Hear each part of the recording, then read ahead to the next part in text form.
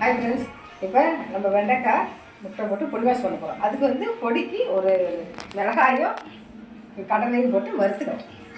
ஒரு பொடி வறுத்துட்டு மிக்சியில் போய் நுணுக்கி இருக்கணும். வெங்காயம் பாருங்க, வெண்டைக்காய், வெங்காயம், பச்சை மிளகாய், கருவேப்பிலை, சின்ன தக்காளி ஒன்று, கொஞ்சம் பூண்டு, முட்டை 2 வச்சுருக்கோம். அதுக்கு வந்து இந்த பொடியெல்லாம் கொஞ்சம் இதை போடணும். இந்த பாருங்கள், எண்ணெய் ஃபஸ்ட்டு கொஞ்சம் ஊற்றிக்கலாம். எண்ணெய் ஊற்றிட்டீங்களா? எண்ணெய் ஊற்றினோன்னே சீரகம் 2 போட்டுக்கலாம்பா. போட்டுக்கலாம்.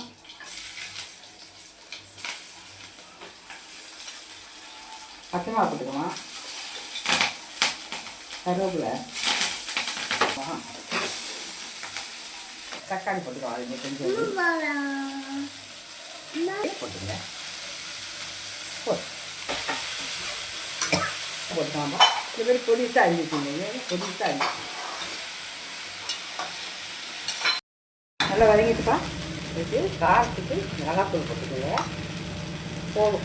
கொஞ்சம் மஞ்சள் போட்டுங்க. அது மிளகா மல்லியெல்லாம் இருக்குது. அதில் வச்சு இதை நடுப்பட ஊற்றிக்கலாம்.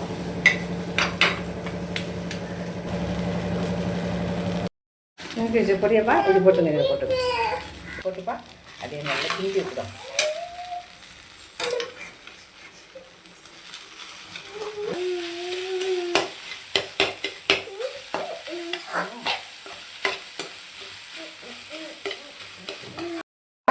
அவ்வளோதான், இதுதான் பதம்.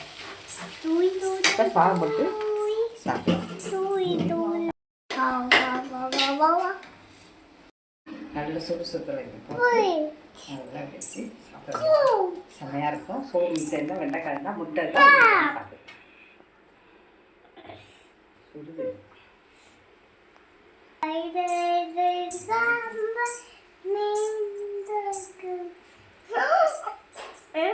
சூப்பராக இருக்கும். உளுந்துக்கு குழா வளர்ப்பு ஏதாவது ஒன்றும் இல்லை, டேஸ்ட்டாக இருக்குது. அது மாதிரி ட்ரை பண்ணுங்கள். வாங்க, நம்ம வெண்டைக்காய் முட்டை போட்டு சாப்பிட்லாம். தேங்காய் அடுத்ததில் பண்ணலாமா?